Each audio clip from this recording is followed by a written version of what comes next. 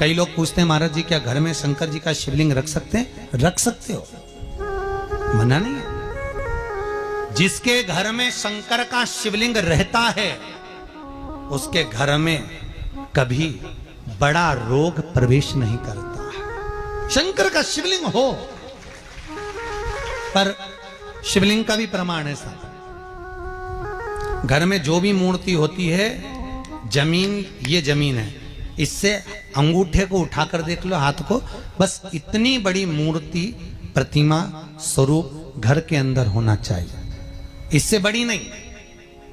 क्योंकि बच्चा जितना छोटा होता है उसको उतनी व्यवस्था कम करना पड़ती है। बच्चा जब बड़ा हो जाता है व्यवस्थाएं बढ़ती चली जाती।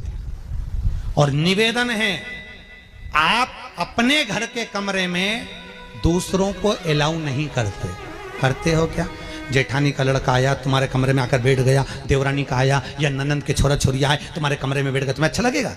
जल्दी कर बाहर निकल। अपने कमरे में तो बच्चे कहते हम कहां जाएं? दादी के कमरे में जा, क्योंकि बेचारी दादी का कमरा तो पंचायती। अपने कमरे में कोई नहीं होना। और ले देकर केवल एक भगवान का कमरा ही ऐसा होता है, भगवान का मंदिर एक ऐसा होता है जिसमें सब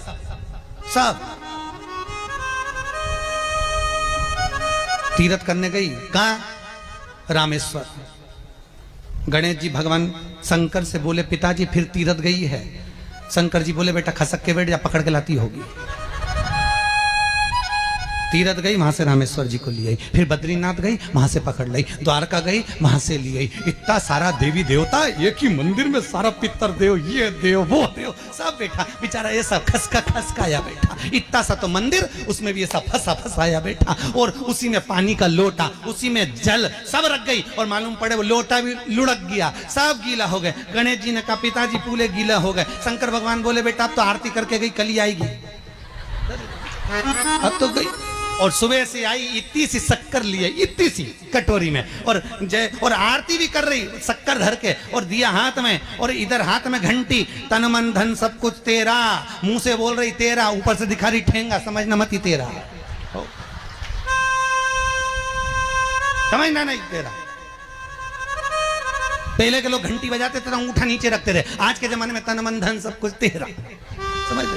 भगवान भी कहे का फंस, इतनी सी शक्कर, और सब भगवान के सामने एक इतनी सी शक्कर धर दी। गणेश जी के मैं खाऊं, राम जी के मैं खाऊं, हनुमान जी के मैं खाऊं, सब झगड़ रहा है। इतने में सब झगड़ रहे तो इन्होंने विचार करा, इनने खाने के चक्कर में अपनी किचकिच कराई, अब की बार ये किचन में जाओ तो अपन भी किचकिच कराओ। अब सारे पंडितों से पूछती फिर रही महाराज घर में शांति नहीं, घर में शांति नहीं। अब महाराज जी के कहीं मालूम कि क्यों शांति नहीं? जब देवताओं का किचकिच कराएगी तो तुझे कौन छोड़ेगा? जकर किचकिच भगवान।